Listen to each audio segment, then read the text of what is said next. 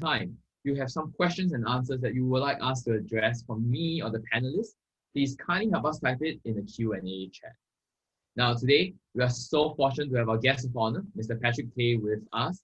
Now, he will be sharing you about his view on the job market outlook in the next 6 months and what can SME do to save more jobs. He will also talk about government initiatives to upskill and reskill workers as well to help the Singapore workforce. I also understand that he's coming us live from Parliament House, so thank you so much. I hope you're not taking Ponteng from Parliament, so we shall begin quickly. Let me just quickly run through the Q&A first before I pass it over. So with me at the Q&A later, I have Mr. Ernie Teo from Dedoco, Isaiah Chen from Talent Plus, Hui Ping from SAP, and myself as the moderator. As later on, we'll follow with a solution toolbox, Q&A, and the end. Now, to really ensure we get the most amount of time, here's a quick overview of SG Tech. SG Tech is Singapore Premier Technology Industry Association. We represent more than 900 companies, all the way from your SME to your startup to your big MNC itself. This is why Singapore is such a vibrant economy and ecosystem for our tech players. Our goal is to be a business enabler, to be a responsible voice for the industry, and to provide you industry insight. For those of you who are not yet members, SG Tech is most powered by our 6 different chapters, from cloud data to digital, cybersecurity, enterprise, AI, and the smart nation. Joining all of these sectors and all of this chapter will help your business go further, faster, and together with other fellow Singaporean companies in this evolving technology space. So join SG Tech. I'll share more about it later, but to really make sure that the time is well used, I right now would like to invite Mr. Patrick Tay, Assistant General Secretary General of NTUC and a Member of Parliament for Pioneer SMC. Patrick, over to you to share with us your insight. Yeah, hi. A very good afternoon, everyone. Thanks, Ivan, for the introduction, and of course, my fellow panelists and presenters, which you'll hear shortly. And of course, a big thank you to SG Tech for having me here to share with all of you basically a quick forecast outlook and also what's happening in the labor market across the economy in Singapore. I know many of you are SME bosses, some of you are HR leads, or either in the digital or tech functions as well. I know many of you being part of the SG Tech community are very active in tech. Today, I won't go directly into tech, but I wanted to give you a flavor of what's happening in the last 6 months in the labor market as well as economy. And of course, what I expect to see in the next 3-6 months or even beyond. And I thought it'd be useful and instructive for each and every one of you, having been involved in, and I'm sure the last 6 months have been the most challenging or most stressful months for many of you. If you are bosses, you probably are worried how you're going to pivot and going to sell your products and services, and of course look at new business development opportunities amidst all these travel restrictions and everything else. And of course, if you are HR, human capital lead, you'll be very concerned because every other day, either the multi-ministerial task force or even at the tripartite level with Ministry of Manpower are rolling out various advisories, guidelines, and more to come.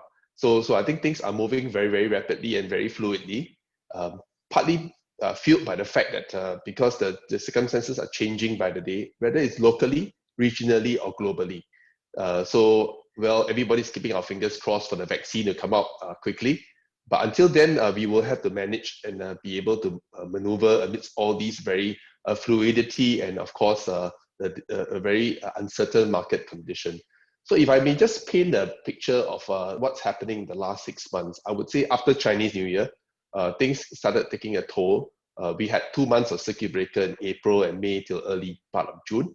And that has also taken a toll of many businesses and companies. You all know because all of us physically or geographically in Singapore have been subjected to the circuit breaker, and we know many companies and businesses have been affected.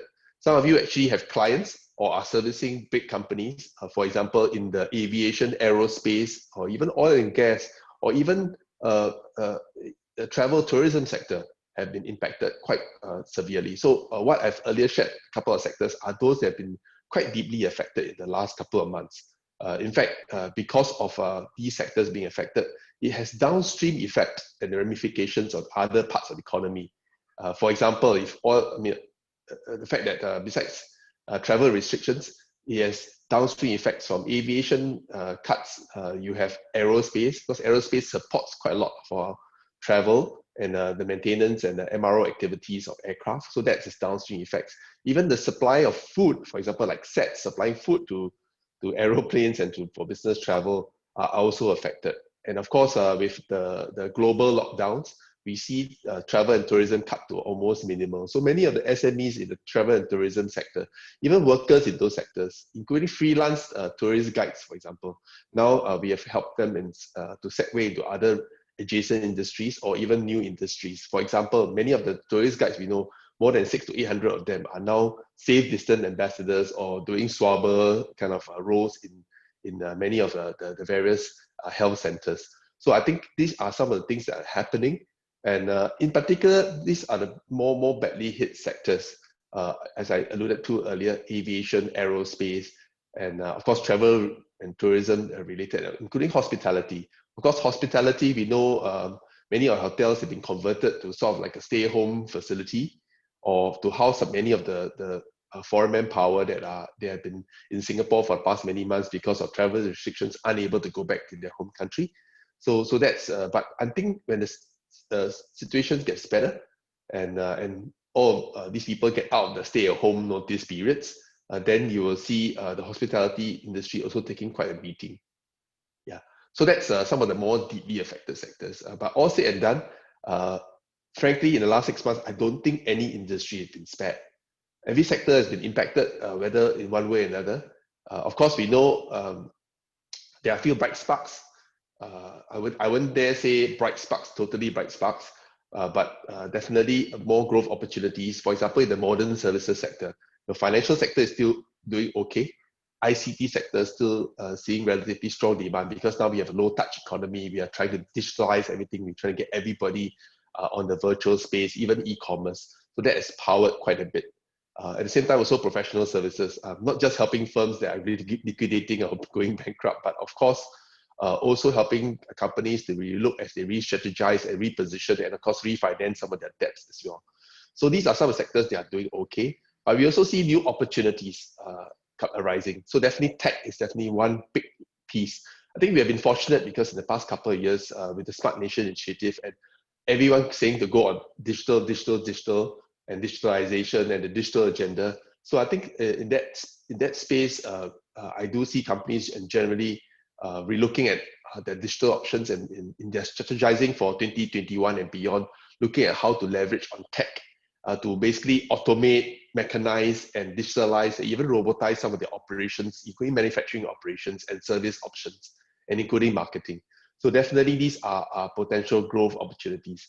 And it doesn't help, unfortunately, that 2 months back, I mean, oil prices went quite, as in some headlines say, cheaper than water in some instances when really low. But of course, today, as we're talking, oil price has gone back up in the 30s and up to 40 already. So that's, maybe for consumers like you and me, we had to pay a bit more electricity tariffs, but otherwise, in terms of fueling the economy, I think it helps in ensuring some of these major industries don't go further down south. So that's outlook. And in fact, the first half labor market report was just released something like 3.5 weeks ago by Ministry of Manpower. And the signs are not good. First quarter was okay, not as bad. But because first quarter, the full effects of the circuit breaker as well as other measures have not been fully felt yet. So, but if you look at the first half alone, 11,500 retrenchments were carried out. 11,500 people were actually retrenched. Just about 11,003, in fact, to be exact to the number for the first half of this year. And if you're asking me, is that very alarming? I mean, well, for the first half compared with global financial crisis 08, 09, as well as the SARS crisis 03, not as high. But if you look at the entire of 2019, we only had about 10,800 retrenchments. So I would say for the first half of the year is more than the whole of 2019. So it's worrying signs. Unemployment rate has crept up, particularly for citizen unemployment. And actually the worrying sign is actually employment figures, employment numbers. Employment numbers have dropped by more than 6 digits, 120,000 to be exact. if you see the most latest labor market report. That doesn't augur well. So that shows that in terms of hiring, in terms of actual hiring numbers are not that strong. Yeah. So that's one side of the first half report. And of course now, so what happens in the next half of the year? You'll be asking. I would say unemployment figures will continue to stay creeping up, will continue to creep up, definitely for Q3, because you see some of these major layoffs have been reported in the front headlines. I'm not shy to share, you hear Suntex having to lay off because mice activities are cut down. You also hear of SQ laying off some of their staff in large numbers, in large numbers, in 4-digit numbers. And of course, even other related sectors do you see rationalizing and of course re-strategizing some of the work they do. And definitely a lot of industry has impacted, because just looking at the first half figures alone, the number of bankruptcies and liquidation that have been carried out are at all-time high. I think it's increased more than 100% in just the first half compared to year on year. So I think that these are worrying signs. I think it will continue for the rest of this year, because we have the various job support measures that are announced in not just one, not just two, not just three, but 4, in fact 5 rounds. In fact, today and tomorrow in Parliament, we are debating this 5th round of measures that Ministry of Finance or the Deputy Prime Minister Ng Swee Keat has fleshed out just last week.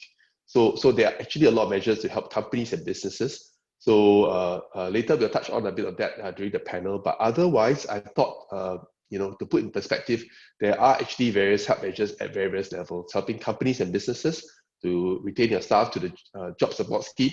I'm sure all of you have benefited from it. Why? Because for once, you don't have to apply for it. It's automatic. So you probably receive a big check from Ministry of Finance because they use your CPF contributions to actually do an auto credit to your respective company. So you have received checks in 3-month tranches through the jobs support scheme. And of course, different industries have different percentages, from those critically hit at 75% to the not so critically hit at 25%. And this will be slowly tapered down till next year. So I think as it tapers off and it tapers down, the companies will feel the crunch a bit, particularly those companies that have not been able to pivot, and those companies that have been heavily reliant on those core sectors which have been badly affected. So therefore, this is a likely look for the next half of this year till the end of the year. So third quarter, definitely unemployment will still be high, or still be creeping up. Retrenchment numbers will also be creeping up. And employment numbers, I must say, Ministry of Manpower together with tripartite partners have been quite instructive in doing a weekly update on where are the available jobs. So yes, we have job losses, we have retrenchments, we have layoffs, but you do see actually some companies are still hiring and hiring quite aggressively. Besides the sectors that I shared earlier, I think sectors like logistics, supply chain, healthcare, personal services, social services, they are still hiring. So to be able to know where these opportunities are, I think look out for the weekly manpower jobs update. You heard of professional services hiring like in large numbers. In fact, just yesterday, they also announced again certain sectors they're hiring as well. So look out for those sectors, and for those of you who are actually looking for opportunities. And for those of you, I know most of you are business owners, as SME owners, you can actually jump on the bandwagon and to tap on some of these hiring facilitation that the various government agencies such as Workforce Singapore through Careers Connect, as well as the Employment Employability Institute and TUC's E2I, to look for people. I mean, personally, I partnered with E2I to set up sort of like a job facility in my constituency in Pioneer. And we have been trying to help many of the PMETs look at job options in the West. So any of you who have opportunities in your companies or are looking at growth opportunities, drop me a note. I'm more than happy to link you up with people who have been affected. And it's interesting because as we look at the number of job losses and people who are affected, actually a lot of new growth sectors, they are growing. Like in the West, supply chain logistics is a big business. I mean, besides looking after our national stockpile, you have a lot of things like the movement of products and services. I know in the last couple of months, including myself, many of us are big consumers of consumer electronics, furnishings, furniture, and whatever that can make work from home or remote working or your home better looking or more comfortable, because that's what I hear from our e-commerce platforms. I won't mention names, but they have been sharing how big the 99 sale and the 10/10 sale have been. and they have been making kind of like they've been laughing to the bank. Of course, our supermarkets are doing well because during the circuit breaker, nobody else, you can't go anywhere else, you can't go holiday, you go to the supermarket. But many of times that's the window shop as well. So I think these are the various industries that are showing positive signs. In fact, as good as this morning, the economic figures will be released, and of course, it's some positive signs. But mind you, I think it's good to do not a comparison with the previous quarter, because in the previous quarter, we all know that because of circuit breaker, production had been kept to minimal, retail and everything else had been kept to minimal, including trade. Because if you look at the various countries, they have been having lockdowns the last couple of months. So if you look at actual growth, it should be compared with the previous year, not the previous quarter. If you compare the previous quarter, definitely, I mean, from nothing to something, definitely there's growth. I think it's important to look at what's so year on year. I think we've improved slightly, but still a long way to go. And I hope all of us keep ourselves on our toes and be on the treadmill, and of course stay agile and adaptable, because there will be new guidelines, new advisories coming up regularly, simply because we are opening up our travel destinations and of course travel access gradually. You hear of China, Japan, the most recent one, Indonesia, and these will be done in a very calibrated manner. But I'm glad to share, as of today, as I'm sharing before I end off my sharing, is that I think in terms of Singapore, I think our situation is under control. You probably are subscribed like me to gov.sg, WhatsApp, as well as Telegram. And you know that community cases are almost zilch, I mean, zero. I mean, that's good. Even the dormitories is almost zero. In fact, the first day of zero was yesterday. And of course, those that are imported cases. So imported cases, don't be too alarmed, because that is basically in and out movement as we gradually open our travel access. And there will be people coming in, but when they come in, straight away there's COVID-19 testings, as well as various SHN or even quarantine facilities for them. So I think that's something which we are watching very, very closely in a calibrated manner. So on the whole, I think medically, in terms of lives, we are almost, if not gradually going back to normal. But I think the way we do things and the way we do businesses, I think, of course, there's now the latest MOM advisory for our HR practitioners is about max, we try to keep about 50% of workforce back to office.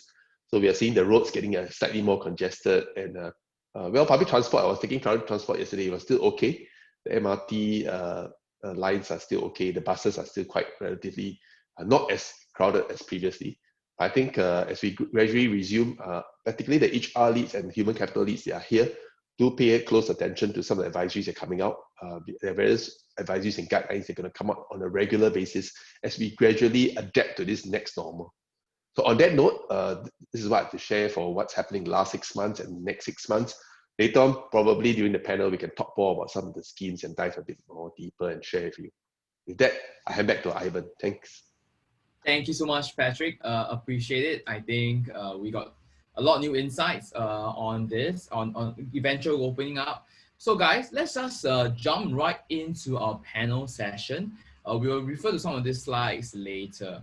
So joining me today in the panel session, of course, with me and Patrick, we have Ernie Teo, co-founder of Didoco, Isaiah Chung, founder director of ProAge, but representing a program called Talent Plus today.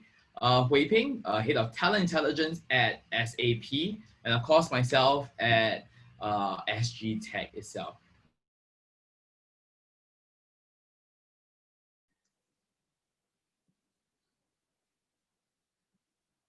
We feature everyone. So Patrick, we hear a lot from you already. Let us speak to our SME member, and let us speak to our SAP member first. So let's start with Ernie. Tell us more about privacy and trust in the digital workforce. What should companies, and we have a big group of SME audience today, should be thinking about as they go about reopening? Yep. Okay, so thanks, Ivan. So I represent Didoco. So we are a document process management platform that is built on blockchain technology. So basically, what we are doing here in terms of driving digitization efforts is to help establish more trust into digital documents and digital processes between entities, such that we can go hands-free, we can go truly digital We don't need to print things out in paper and have to mail them across. We don't have to meet up in person to sign contracts or documents. So that's the general idea. By leveraging on blockchain technology, what we are doing here is to create more trust. So one of the cornerstones of blockchain is trust, and it establishes trust between entities within the same network. And we are using that technology itself to create that. And by using that, we are also eliminating the need for our platform to store any of the business documents itself.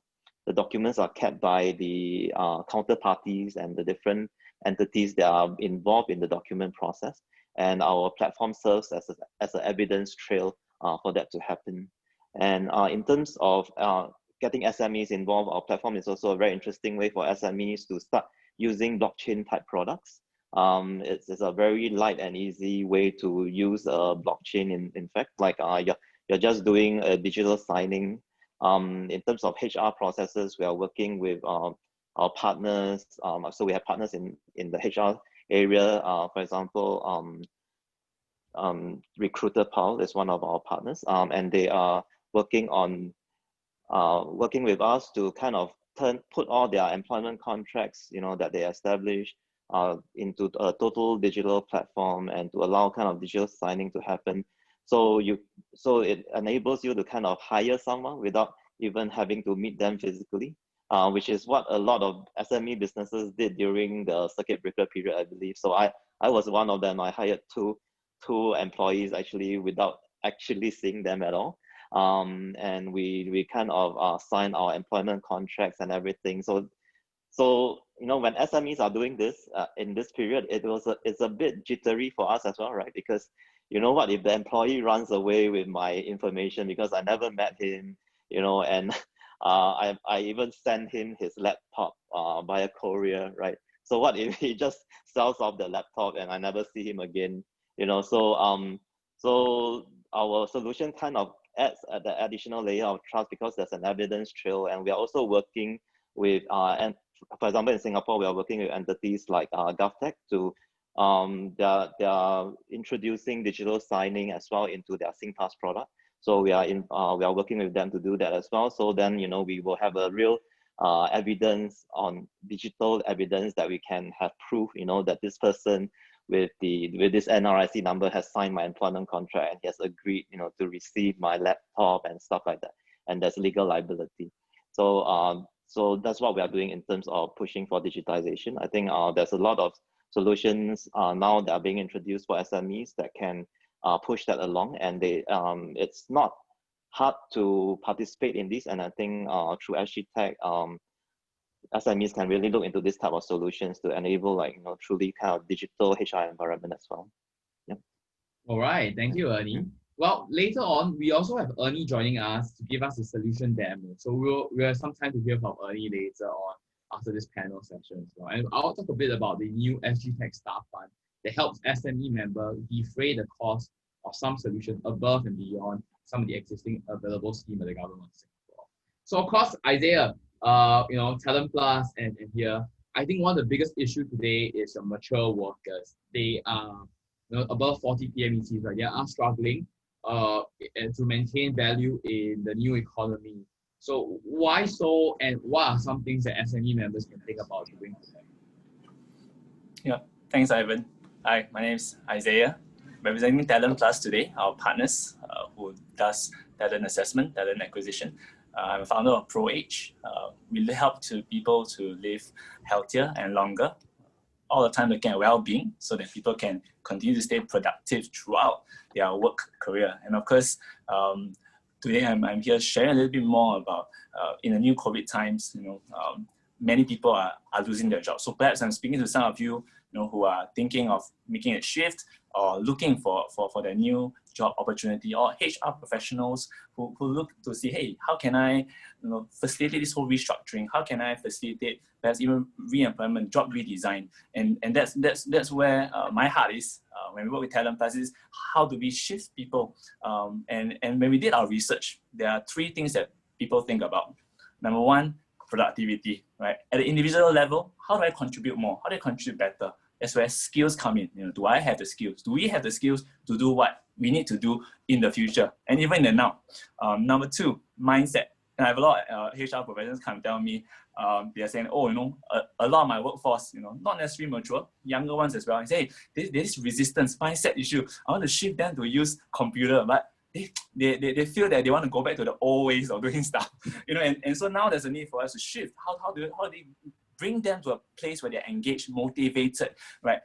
That's where it's not just skill sets. It's looking at how they think, how they perceive things, right? What are their motivations?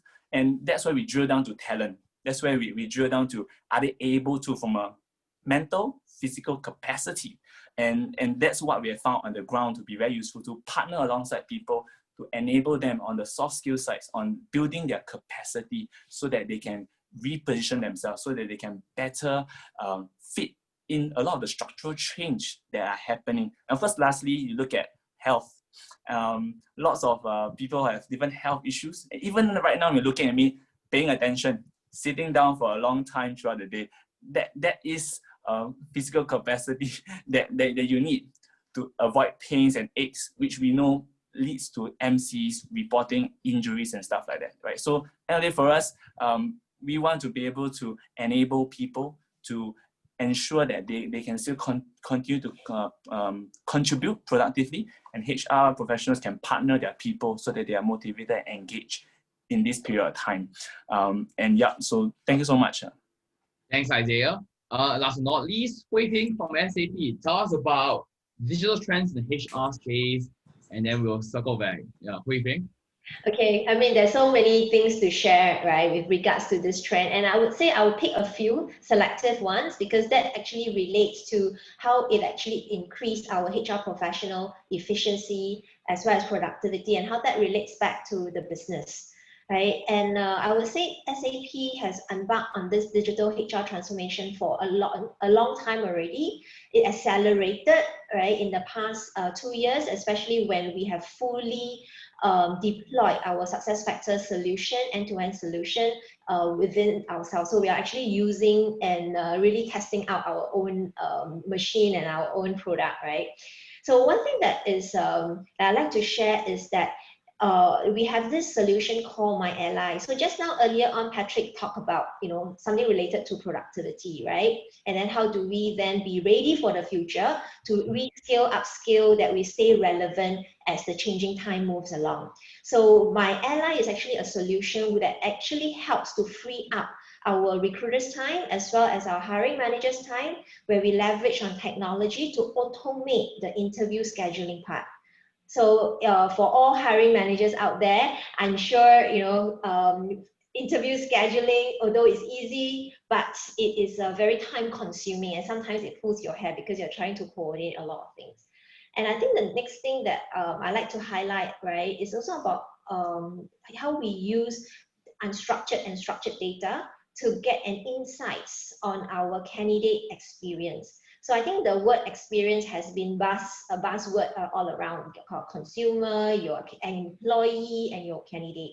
And we use Qualtrics as part of our solution. And what is very key, right, the three things I like to highlight is it actually is able to, identify like, okay, which sector of the candidate profile or skills, like for example, consulting, right? Are you really delivering that signature experience to this group of talent that you are attracting, right? Do you need to change, or do you need to, customize that you were able to relate, right, to the talent segment that you are targeting? And why experiences is very, very important, and why we actually, do put such emphasis. So we actually measure the experience at critical points where we call moments that matter.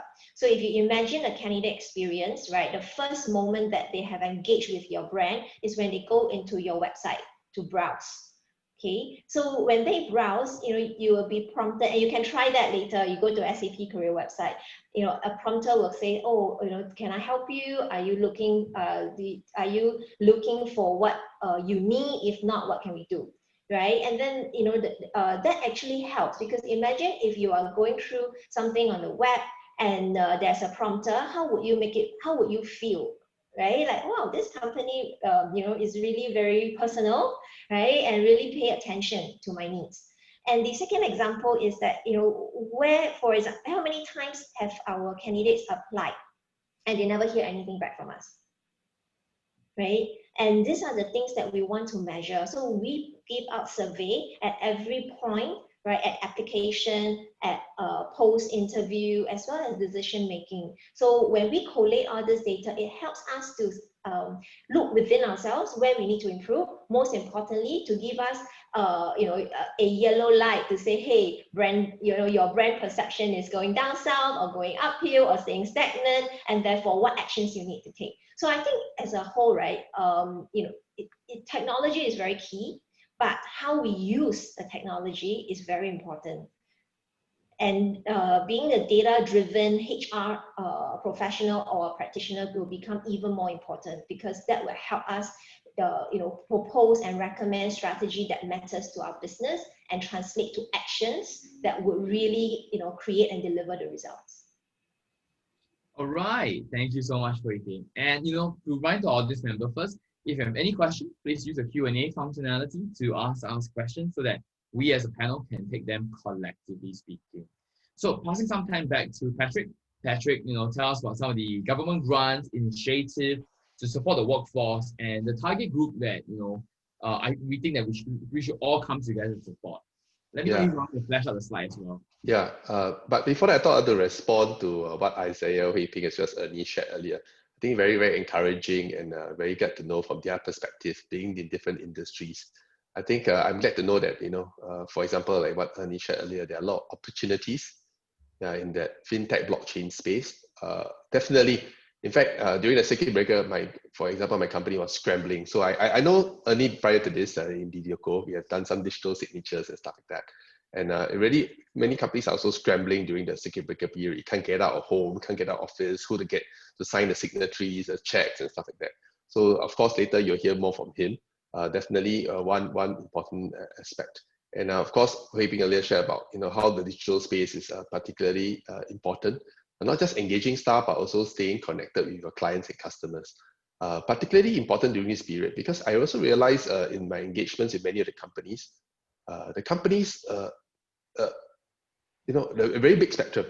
There are many SMEs, in fact, micro SMEs, even startups have gone down south, meaning they've done badly in the last couple of months. But also I've seen also rising stars, companies that managed to pivot and to ride on the, traditionally a bit passé, but they call it the growth mindset, trying to get a new opportunity and see where the new opportunities out there. And of course have done well. They managed to pivot to doing something else in a very hybrid way, in a very digital way to engage. So I think that has put them in good stead. And of course, we have seen those companies that have invested a lot in tech, in digitizing as well as digitalizing many of their products and services have actually survived better today than many other companies who have not embraced tech and embraced digitization and digitalization. So I think that we are seeing. And of course, as what Azia mentioned earlier about hiring, recruitment, and handling of staff, particularly very important during this period, because I must say in the last couple of months, a lot of HR practitioners, I know many of you out there, are trying to see how we can grapple and of course today's topic is on in SG Tech and how tech and HR trends and how they actually synchronize or align. I think frankly, what I've been seeing in the last couple of months, having dealt with a lot of companies and businesses, is we are only as strong as the weakest link. So actually every single employee in the company counts. I know of one company, the company head honchos and the middle management, very, very tech savvy, very, very savvy. But when they wanted to implement during the remote working, during the circuit breaker period, they started issuing devices, laptops, tablets, cameras, all the various whole plethora of your standard operational equipment for working from home. Many of the workers who are traditionally not trained were not able to tap on the device and had big difficulty. Even myself, I mean, I always share, in the last 6 months, I've used more virtual conferencing and virtual meeting and all these webinars than I have done in the last 25 years of my working career. So you can imagine, I'm also adapting and everyone's using different software. You have MS Teams, you have Big Marker, you have Skype, and different platforms, different layout, different background, different ways to access. If you have different customers and they are using different VPNs and stuff like that, wow, it's a whole spectrum of things. So actually, you're only as strong as the weakest link. So every worker needs to be up. You want to do town halls, it's easy to say you want to do it, but or you want to introduce a new software or new protocol or new compliance requirement. Everyone needs to know, and everyone needs to be able to tap and to be able to do kind of like end user testing or even be familiarized. So actually, quite interestingly, in the last couple of months, it has shown up companies or businesses in the sense that where are the blind spots where you need to put some energies and resources into as you move forward in the next normal. So I thought this is how SG Tech and this HR trend kind of thing come about, and why is it important?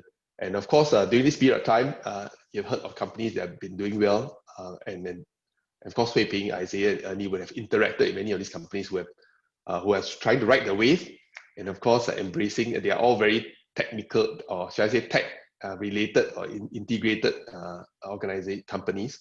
So, or have interfaced in many of these where require tech services, and we see growth and opportunities. So therefore, it segues me nicely to say that we're quite fortunate in Singapore that because I've been interacting a lot with ASEAN partners and also global partners. As last year, in fact, started even prior to COVID, and of course, recently speaking at some of these international labor kind of conferences and webinars, they are quite appalled at the magnitude of assistance and funding that's provided to companies and businesses, even individuals in Singapore. I think we have been quite generous. We've been quite fortunate and quite blessed in the sense that even prior to this, we have things like Skills Future Credit and all the company supported programs have been very, very generous prior to this, and now even further enhanced. So now even whether you're freelance, self-employed, or even you're the company boss, or even anybody, if you take on training programs, look at Skills Future, there are 12,000 course modules. Now even Coursera is free in some instances. And not just going for the course funding, there's also training allowance to companies if you send your staff for some of these digital training, even online training. You get paid, absentee payroll.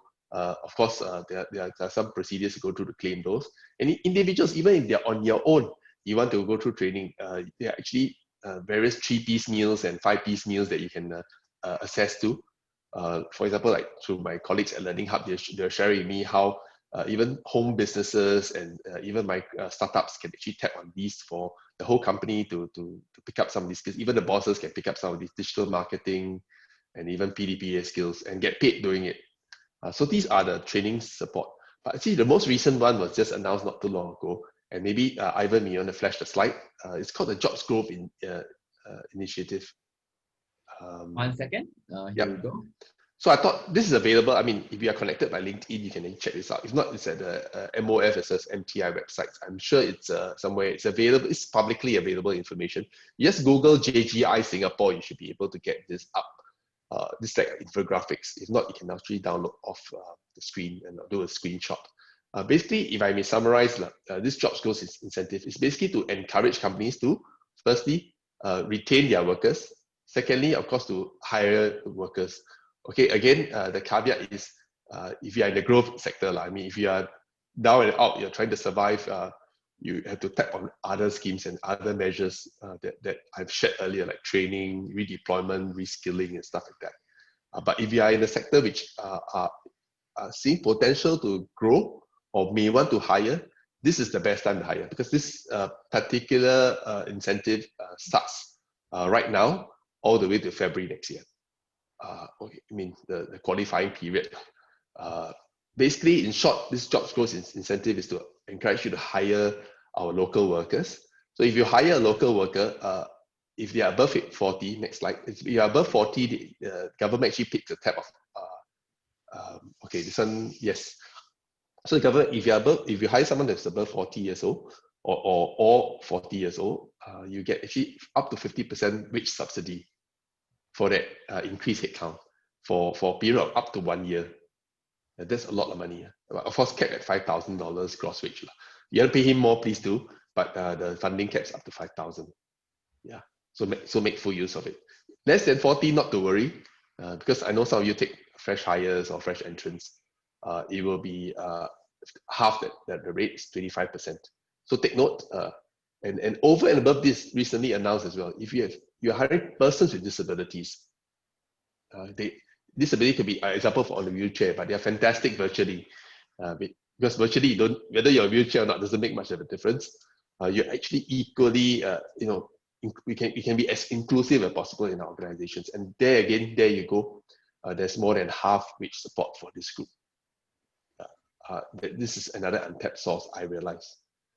So these are the various initiatives to help companies and businesses. So for SMEs and out there who are considering 1, 2 additional headcounts or even more, leverage on this. Yeah. And one icing on the cake is that all these initiatives, not to worry, you don't have to apply for it. It's automatic. So whenever you hire someone and you pay CPF on their salaries, i.e. they are employees, they're not freelancers, this will come in automatically. But just to let you know that we have this in place so that you kind of like nudge you and encourage you to hire our more local workers where you need to, and at the same time to note that this is available. Yeah, and of course it's automatic. So if you know the calculations and the formulas, in case you don't get paid, you can give them a call because it's automatic. So there's no application required. Or if you don't feel that you need the money, yeah, maybe some of the big organizations are already doing fairly well. You can always donate back your money if you want to. And finally, of course, besides this, there's a caveat. I don't have to get flashed into the last part 4, but this premises on the fact there's an increase in headcount. So if you do drop, we don't want companies to also mind this and make use of it. And then you hire a lot of new people and then you lay off your existing people. That's not the objective of it. It's to increase your workforce size where you need to. So if you do drop people off, they will have a way to kind of like do a sort of a deduction from your incentive. So don't try to do that. Tap on this only if you are already increasing and really need to increase your headcount. Don't try to game the system. I mean, I take it that everyone is trying our best to work together in camaraderie and in solidarity to help fellow Singaporeans and also hire where you need to and where you are able to. So that's a brief run through, and sorry for taking so much time. Yeah. No, Patrick, I think this is very useful, including the payouts and terms. This slides, all of these are available, of course, on Patrick's LinkedIn page. If he's the fellow public on LinkedIn, you can follow him and get it from his LinkedIn page as well. So I just have about 3 more minutes or 4 more minutes before I have to let Patrick go back to Parliament to fight the good cause and speak up for all the SMEs here. So a few questions. What can we, and any of the panelists can answer, what can we do to change, for the HR professional here, what can we do to change our SME Tauke mindset? Some of them, even now on work from home, they seem to be rushing to go back to office. Yeah, I think a lot of us here are very lucky to be working from home. Anyone have any good practical suggestion to help our HR professionals to convince their Taukes to continue on this and adapt to work from home? You know what? Maybe Isaiah, yes. I'm an SME owner myself, so maybe I start. I think for SME bosses, we all have fears of like, what are my guys doing, what my team doing, when we're at home, I can't see them, right? So I think that's the usual fear.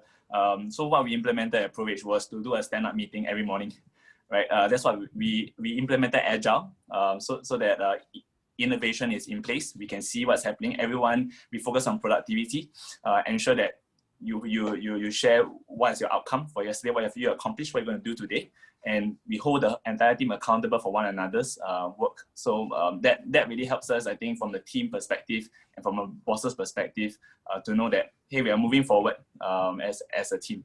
Yeah, so I think that will kind of allay fears by implementing some new structures of how we work. Okay. To add to what Isaiah said, which is a great starting point, and how do you then incorporate, right, some of the technology or simple tools that you can create that so-called virtual environment where people can still be connected without having to see each other face to face.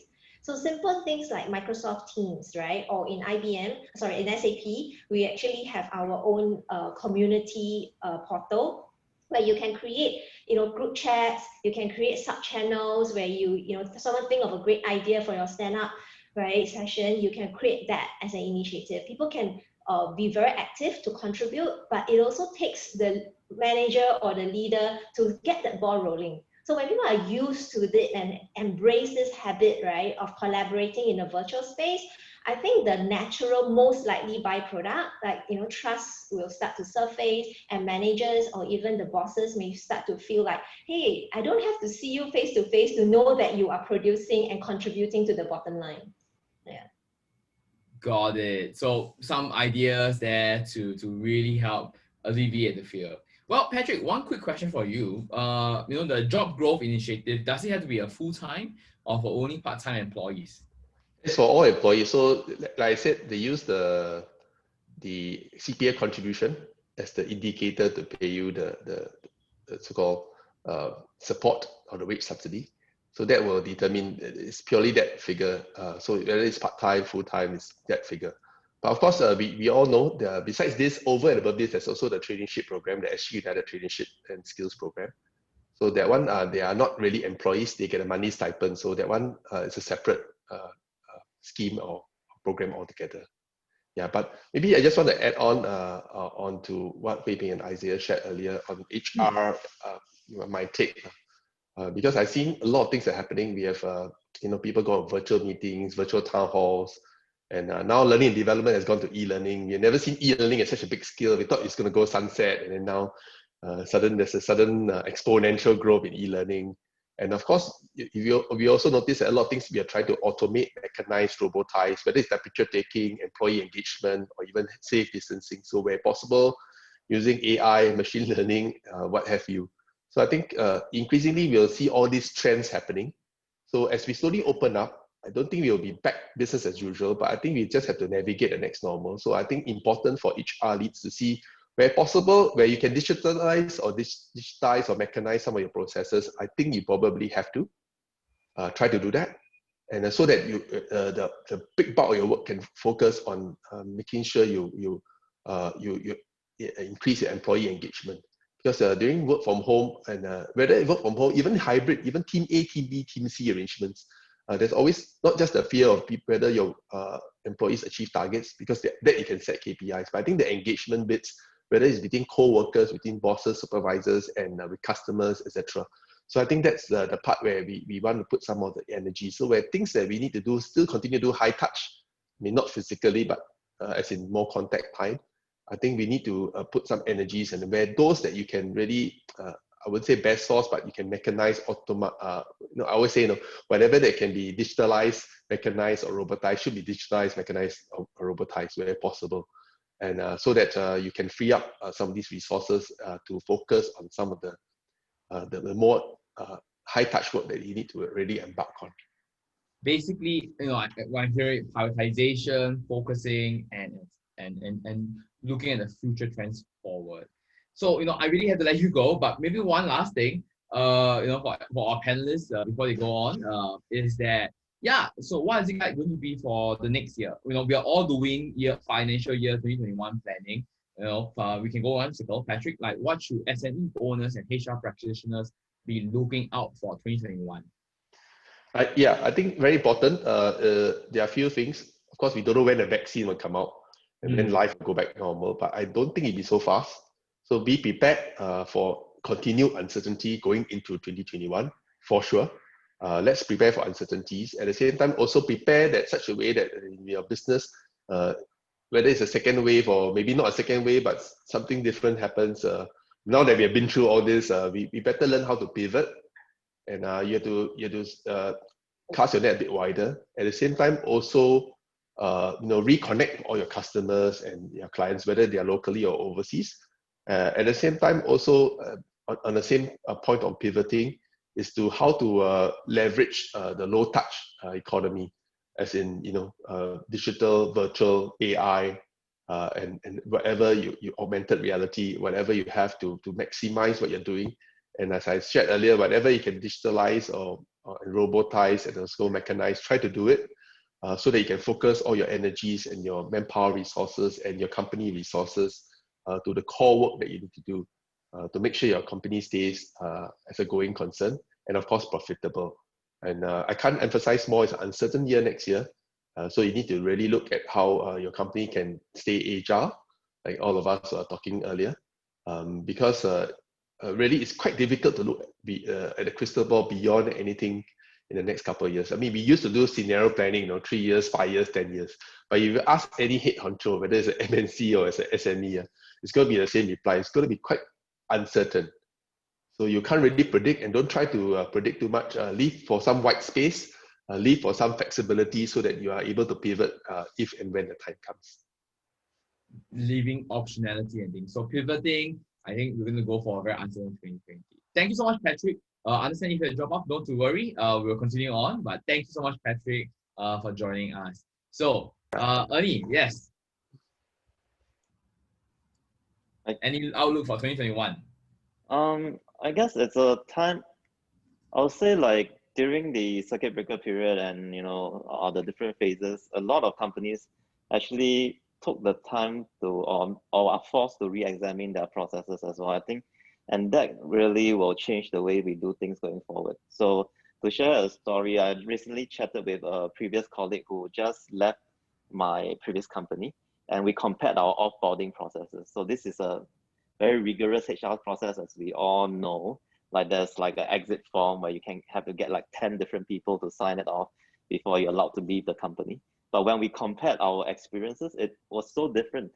Right, I left the company 2 years ago and I had to go through this whole process, but now everything is done online, and even his personal equipment was couriered back to the company instead of him having to bring it down to headquarters. So when 2 years ago, when we questioned why do we have these procedures, it was a lot of the reasons given were a lot of like we have to do this, all these processes, we have to make sure everything is done properly.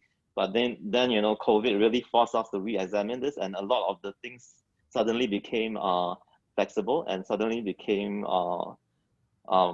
and then we realized that actually these are pretty legacy types of policies and procedures, right? And that can be changed, and that people were previously unwilling to change, maybe because everything is written down, in some guidebook, and they didn't want to do anything about it.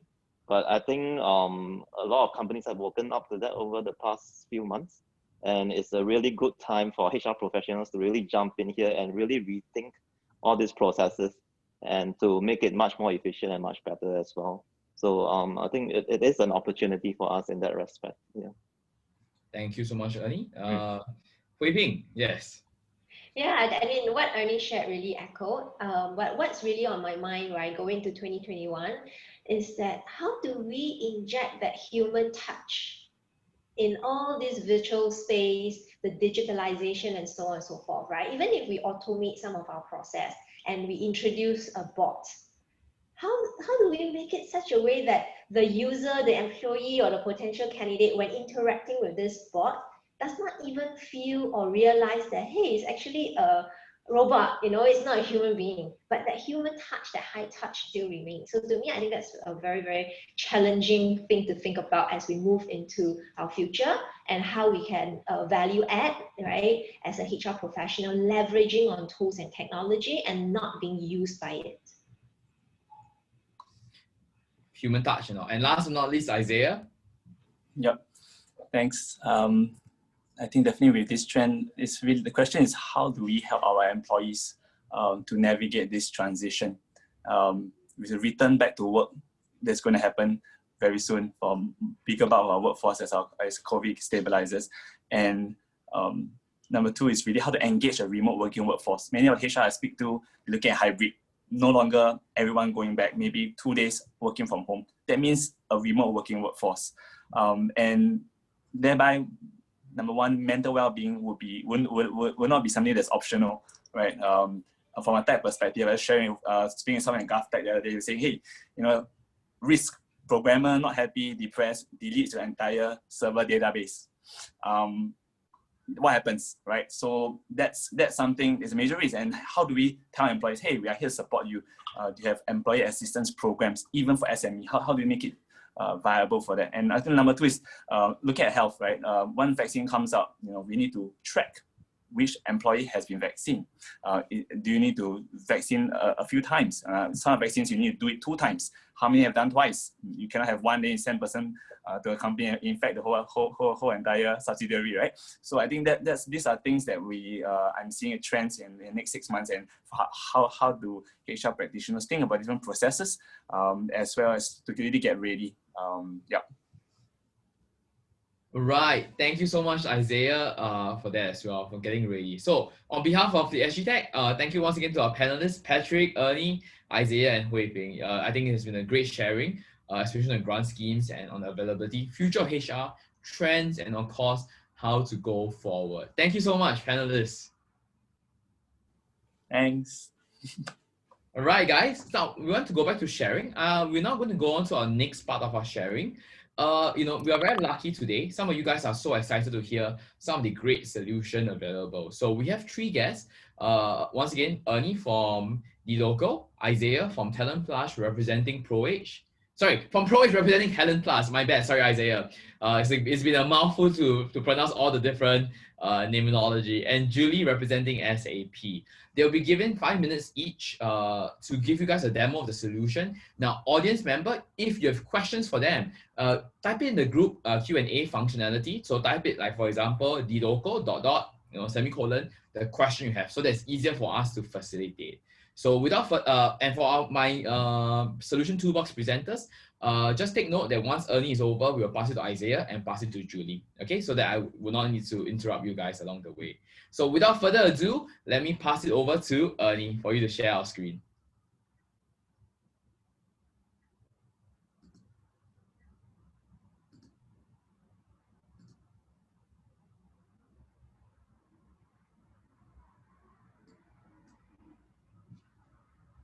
All right, very clear. Thank you, Ernie. But you're muted.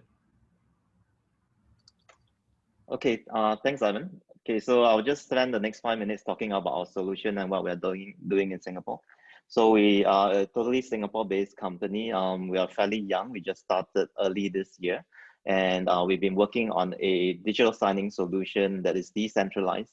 And a key value proposition for us is that we do not need to hold our clients' documents on our platforms. Right. So these are some screenshots of our platform. Basically, we combine digital signing with blockchain, like I mentioned earlier during the panel. We have enhanced, and because of that, we have an alternative approach to security and privacy. It's a very decentralized approach, and that means you don't have to share your documents with a third-party platform. There's various security components in place that ensure that your private information that are on these documents do not get shared with any external parties.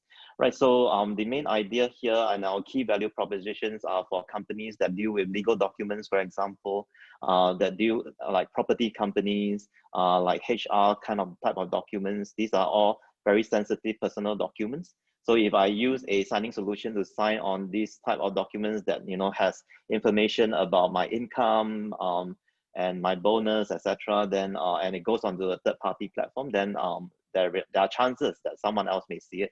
So Didoco, we provide that kind of solution that goes kind of designed around that, that prevents any kind of excessive type of sharing and excessive so it's a problem that comes with a lot of use of third-party platforms, but there's too much excessive sharing. It goes onto cloud and your information goes onto different platforms that are using for their services. Right, so our target customers includes financial services, HR, recruitment, corporate secretarial services, accounting, audit, as well as property and real estate. An example of our platform's features, we actually did a virtual MOU signing with NTUC, which Patrick was a part of, and we signed a MOU virtually online through our platform. Right, so what are some of the HR applications that Didoco can service? So things like employment contracts and agreements. This is definitely something that can be signed through our platform to help you retain the privacy of these documents. We can also deal with employee declarations. So for different HR policies, company policies, and guidelines. And as well, we can also create employment credentials on the blockchain through the Didoko application. So this is an example of that. This is my employee card here on the right hand side where you see a QR code. So if you scan this QR code right now, you will come to our webpage, which gives a proof of employment. Basically, when you look at the proof of employment, it is linked to a public blockchain. It's on the Ethereum blockchain for those of you who are well versed in the blockchain area. So, and it provides a immutable kind of proof that I am an employee of the company. So this is controlled by the company. If I leave the company can tell the blockchain that I have left. And if someone scans my card, they will be notified that I have left. Right. So so this prevents former employees from misrepresenting you with a name card. It reduces the amount of physical checks that other companies need to make to ensure that you come from that company. And it also is a proof of your employment history. So basically it becomes an employment record, even if you have left the company that you have worked for that company. Okay, so that's basically my 5 minutes. To find out more, you can come to our website, didoko.com, or you can follow us on LinkedIn and scan this QR code. Okay, thank you. Thank you so much, Ernie. Now passing over our time to Isaiah.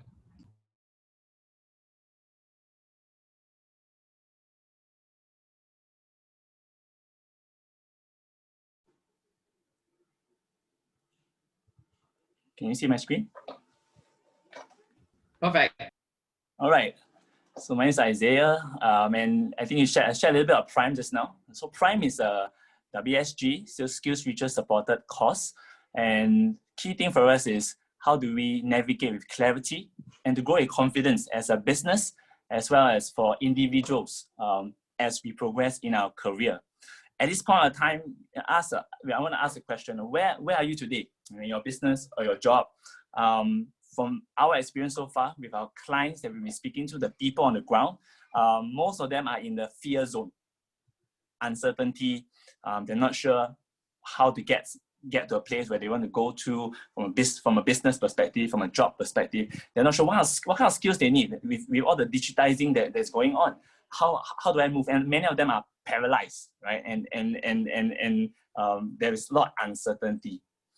And so with that, Prime is a course that we have thought about since last year, and how that will be a connecting piece to give that clarity and that confidence to take the next step.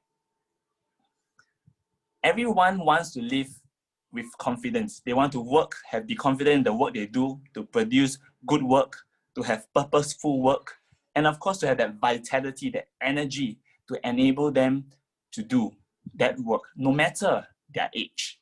And that's where Prime, we have designed a course that gives you that journey to come to that place. Sometimes people in the 30s, 40s, we have even participants in the 60s. We had a COO, 53 years old, a 29-year-old young career coach, right? Come to our courses. And what did they gain? Key thing is they gain that clarity. Right? From a HR perspective, if a HR lead, how do you help your employees basically navigate this restructuring that's happening? If you're looking at re-employment, job redesign, how do you help them to identify their strengths? What are their different gaps? How do you then empower them? As I mentioned previously, that earlier on there is a mindset issue. There's resistance for change, right? But in 8 months, 6 months, some positions would be irrelevant, made redundant. So HR are trying to shift them into other positions within the company. So how do we tap on their strengths? How do we help them process and see that, hey, that's where I could contribute as well. These are the growth areas, go there. Of course, not everyone goes through training and they would be all ready. They need coaching, and our course provides that. Our course enables you step by step to get them with the latest framework. And with my expertise, 13 years in health, Talent Plus Dion's expertise, 20 plus years in talent management, we want to help people to be able to have that targeted coaching. And this is kind of a journey, the product that they will get. What are my skills? So we have state-of-the-art talent assessments, cognitive brain assessments. What are their memory, attention, skill sets, right?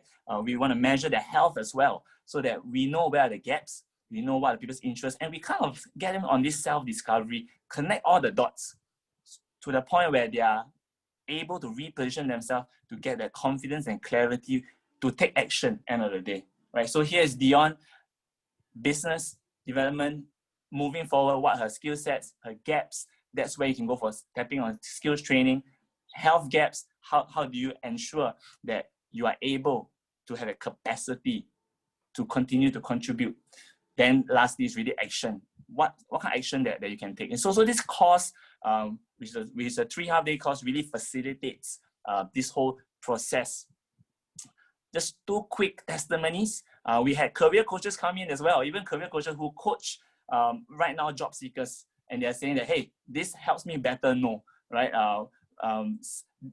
Kylie and many others, they have been coaching people, career coaching people for years, and this is where they feel that, hey, this gives them a lot of self-awareness, very beneficial for people who are looking to move into new positions within organizations or for job seekers. Lastly is Betty. Betty is leading operations. Is one of the biggest F&B companies here in Singapore.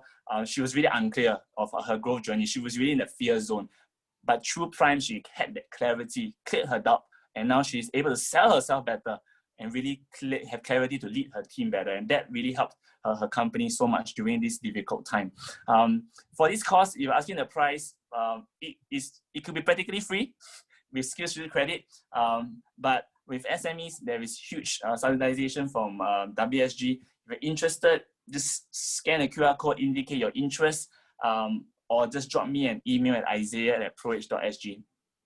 Thank you so much for hearing me out. Thank you so much, Isaiah. Well, let's let you put your QR screen there for 2 more seconds. Sure thing. Okay. Thank you so much, Isaiah. And now we have Julie from SAP to share with us. Hi, Julie. Hi, everyone. Just give me a second. Let me share my screen. Okay. Okay, can you see my screen now? Yep, we can. Thank you so much for this opportunity to share a bit more about success factors, SAP, as well as Qualtrics. You've heard from Hui Ping a little bit earlier on how SAP conducts talent intelligence even before a job requisition is approved, which is a very amazing organization within SAP. And we're very fortunate to have Hui Ping and her team. So today, in the 5 minutes, I want to talk about employee experience and what this experience management is all about. And earlier on, our panelists has talked a lot about the pandemic and how the new normal, new style of work is. And it's no secret that our SME community is experience the brunt of this reality of change in terms of work and expectation in terms of spending and demand and so on. So the statistics that you see on the screen here is no foreigner to you. Average tenure of employees are reducing because people, even at this kind of time, especially your top talents, are constantly being poached by other businesses. So the average tenure is reducing very quickly to 15 to 4.2, even for SMEs to even 2.8 years on average. What that means is it gives additional cost to the business to find new people, train new people, and just have them leave the company at the time where they're most productive. It's painful, but it's reality for many, many businesses. And why do people quit? Why do top talents quit? There are only a few reasons. Bad managers, it's often not the pay, right? It's really sometimes the experience that they have at workplace, right? The technology that they are grappling with at the place of work, or the manager, or the culture of the business, or maybe the lack of engagement that the employees feel towards the business that they are helping to support. So based on these problem statements, I'd like to introduce success factors together with Qualtrics and what we offer. Some of you may know that success factors is the end-to-end HRIS that covers the point of recruitment to retirement, the whole life cycle, including payroll. Is a HRIS basically. But together with Qualtrics is an experience platform brought together with the HRIS to manage the experience side of your employees' engagement. So some companies take employee engagement very seriously because we know that an engaged employee is very often a motivated and one that performs and is very productive. And at this time, we really need good people in the company, especially for SME, where you are already stretched. And so soliciting views from employees and making timely adjustments to the business with regards to how employee is being treated is going to pay back to the progress and growth of the business. So how can we do that? Really, it's a platform for businesses to solicit views, create pulse survey, and consolidate all the views from the employees so that you can have the data-backed opportunities for amendments and corrections, of course. So everything is mobile enabled and it's easy. It's not like a simple survey where you just answer some questions. It is a platform where business leaders can tell the employees, your view is our future. And the beauty of it is everything is consolidated into one place to show you what your engagement score is, because as we know, engagement score is very closely related to the performance of companies. So in a nutshell, what this brings to the company, to businesses, is the opportunity to understand your employees better. You might think that you know what they're up to. And Isaiah has shared earlier on, is really, as a business owner, you're thinking, what is your employee thinking, behaving, experiencing, right? Are they given the adequate support, right? When you're working from home, this becomes very crucial. So how do you have a platform that you can easily launch to solicit feedback at moments that matters? And Hui Ping talked about that as well. When you're onboarding a new employee, after a learning opportunity, maybe after a promotion or a certain event that happened, you want to hear views from those that are close to the ground, that are executing those initiatives. So this is a platform to help you do that. I'd like to end off just giving out something. So Qualtrics and SuccessFactors SAP has launched a free We're Here to Help initiative. So you get this slide later on, and if you click here, you'll go to this free survey site, can enter your information and get a free Qualtrics account where you can create your own surveys in order to listen to your employees and see how you can help them better to do their job. So we've, over the period of the pandemic, helped over 10,000 organizations around the world to get back into business, right? So this is just another page for you to have a read about what other people are doing in order to help their employees, initiate them back to the new normal of work. I'm Julie Minamira from SAP. Feel free to write to me or LinkedIn me at my account. Thank you very much. All right, thank you so much, Julie, and thank you so much to all our amazing Solution Toolbox panelists today. Now, I am going to give our audience member about 5 minutes to share if they have any questions. All right. Anyone can ask in the Q&A function, and we are able to address some of the questions that you have. So I'm just going to keep this floor open for about a minute or two from our audience member. Maybe, you know, what we can do is, I know Isaiah already have posted his QR code in the chat group. Ernie and Julie, maybe you guys like to paste your link on the chat group as well, so that our audience member knows where to get an answer from you guys' questions. Okay. All right. Perfect. Thank you, Julie. Thank you, Isaiah. And thank you. No, Julie, I think you need to paste it to all attendees as well, not just the panelists. So thank you so much to our amazing panelists today and also our demo speakers. Now, I want to talk about a bit more about this thing first. Some of you guys have heard on newspaper about the SG Tech Star Fund. Now, the SG Tech Star Fund is a new special fund created by SG Tech especially for SME members out there. This is Stronger Together, Aiding Recovery. Our goal is this, 2 areas. We want to help you find assistance in creating revenue and help you train your employees. The application has started.